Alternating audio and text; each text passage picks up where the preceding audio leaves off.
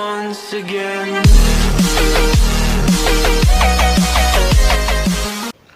दोस्तों, आजकल हम लोग इंटरनेट का तो सभी लोग इस्तेमाल करते हैं। कि आप जानते हैं जो हम इंटरनेट का यूज़ करते हैं, जो वर्ल्ड वाइड वेब है, वो सिर्फ़ पूरे इंटरनेट का 4 से 5% ही यूज़ है। जी हाँ दोस्तों, आपने सही सुना। बाकी का जो 95 से 96% का पार्ट है वो डीप वेब में होता है, या इसको उससे नीचे अगर जाएं तो ये डार्क वेब में होता है।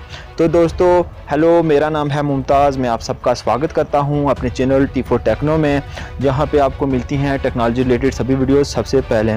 तो दोस्तों आज हम इसी टॉपिक पे बात करने वाले हैं, डार्क वेब के बारे में। इसको समझाने से पहले मैं आपको एक छोटी सी एग्जांपल देता हूं। मान लीजिए कि आप किसी समुद्र के किनारे खड़े हैं, तो आपको समुद्र में क्या दिखेगा? सरफेस में तो आप जो है पूरा देख पाएंगे, उससे नीचे जो है थोड़ा धुंधला देख पाएंगे, और उससे नीचे जाएंगे तो आपको बाहर से कुछ भी नहीं दिखेगा। उसको देखने के लिए आपको उसके अंदर जाना भी पड़ेगा।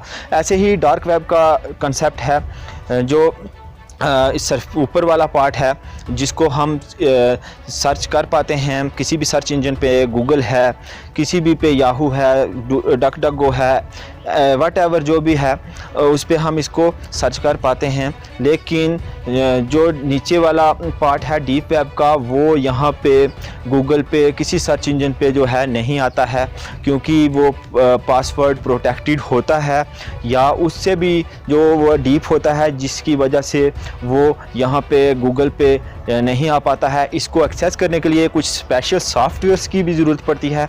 कुछ स्पेशल सॉफ्टवेयर्स होते हैं, जैसे टॉर ब्राउज़र है, दी ऑनियन रूटर उसको कहते हैं, IP2P है, रिफल है, और फ्री नेट है। बहुत से हैं सॉफ्टवेयर। ये कुछ जो है VPNs भी प्रोवाइड करते हैं, ताकि जो एनोनिमस है वो बना रहे, और जो लोगों की पहचान है वो सामने ना आ सके। इसीलिए जो डार्क वेब है वो बहुत ही ख़तरनाक है। एक्चुअली मैं इसको स्टार्ट किया गया था फ्रीडम ऑफ स्पीच के लिए, लेकिन इस पे जो इलीगल काम हो रहे हैं उसकी वजह से ये डार्क वेब जो है बहुत ज़्यादा बदनाम है। दोस्तों 3 कैटेगरीज में होता है इंटरनेट जो है। पहला होता है सरफेस वेब, जिस पे आप कुछ भी सर्च करते हैं वो गूगल पे आता है, सर्च इंजन में शो कर देता है। उसके नीचे होता है दोस्तों डीप वेब, जिसमें गवर्नमेंट का डाटा होता है, कुछ साइंटिफिक रिसर्च होती हैं, इंस्टीट्यूशन का डाटा होता है, बैंक का डाटा होता है, वो आता है सब कुछ डीप वेब में, और ये पासवर्ड प्रोटेक्टेड होता है। इसको एक्सेस करने के लिए हमें पासवर्ड की ज़रूरत पड़ती है, और कई बार किसी स्पेशल सॉफ्टवेयर की ज़रूरत भी पड़ती है। तो उससे नीचे होता है डार्क वेब, जिसके बारे में हम अभी बात कर रहे हैं, जो बहुत ही खतरनाक बना हुआ है आजकल के दौर में। क्योंकि दोस्तों यहाँ पे सबसे जो इलीगल काम होते हैं बहुत ही ज़्यादा यहाँ पे होते हैं। यहाँ पे ड्रग्स की सेल होती है, यहाँ पे वेपन्स की सेल होती है, यहाँ पे चाइल्ड पोर्नोग्राफी होती है, और ना जाने कितने कितने अनगिनत इलीगल काम होंगे वो यहाँ पे होते हैं। इसीलिए ये जो है डार्क वेब जो है बदनाम है। यहाँ पे एक्चुअली में जो होता है बंदे की पहचान होती है वो यहाँ पे बिल्कुल ही छुपाई जाती है। यहाँ पे अगर किसी से आप बात कर रहे हैं, यहाँ पे किसी से कनेक्टेड हैं, तो उसके बारे में पता लगाना बहुत ही मुश्किल है, क्योंकि यहाँ पे ये एक अननोन पर्सन्स की दुनिया होती है। यहाँ पे एक सर्वे के अनुसार दोस्तों डेली के 5 वो एक्टिव रहते हैं डार्क वेब पे, और यहाँ पे इलीगल काम को जो है अंजाम देते हैं।